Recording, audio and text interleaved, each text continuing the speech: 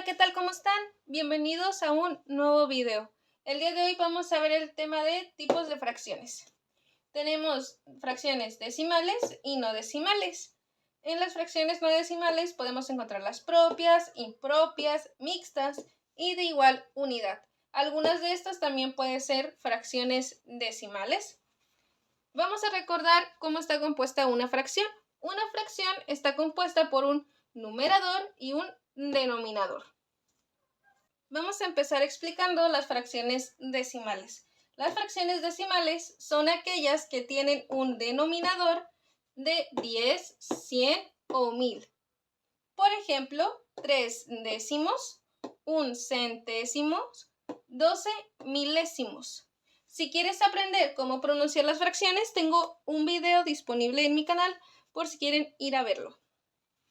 Y también tenemos las fracciones propias. Las fracciones propias pueden pertenecer tanto a las fracciones decimales como a las no decimales.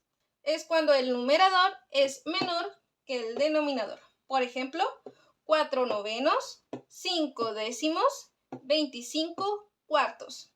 A esta fracción, por ejemplo, se puede considerar una fracción tanto propia como una decimal. Ahora tenemos las fracciones impropias, que es cuando el numerador es mayor que el denominador.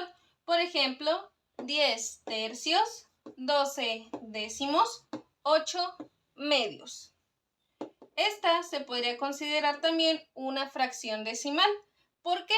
Porque tiene como denominador un 10. Y recordemos que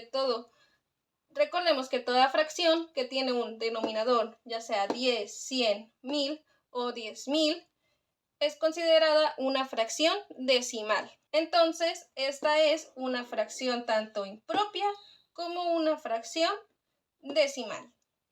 Tenemos también las fracciones mixtas, que es un número entero y una fracción propia. Es muy importante que se graben esto. Es un número entero y una fracción propia.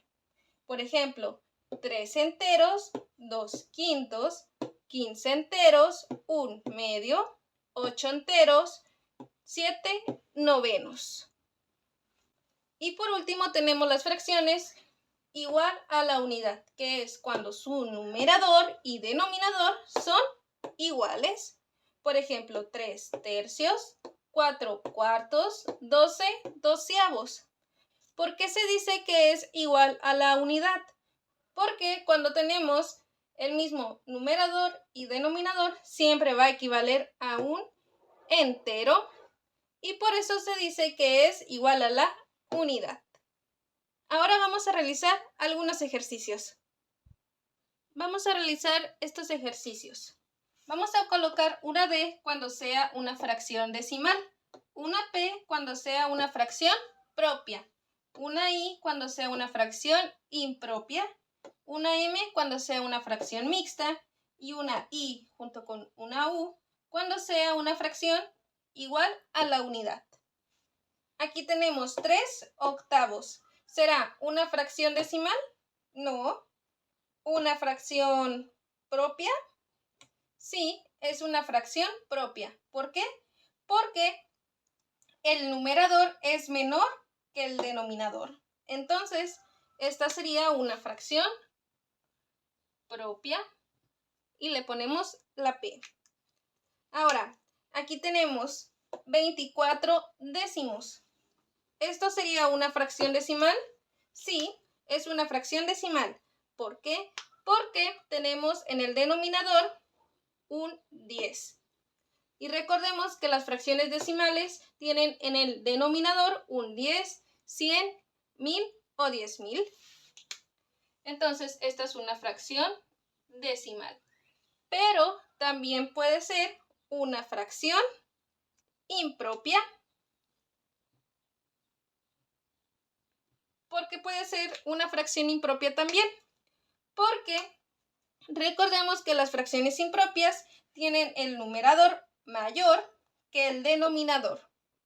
Entonces, esta fracción es una fracción tanto decimal como una fracción impropia. Hagamos el siguiente. Tenemos 8 octavos. Eso quiere decir que es una fracción de igual a la unidad. ¿Por qué es igual a la unidad? Porque recordemos que tienen que tener tanto igual numerador como denominador. Hagamos el que sigue. Esta sería una fracción mixta porque tenemos un número entero y una fracción propia.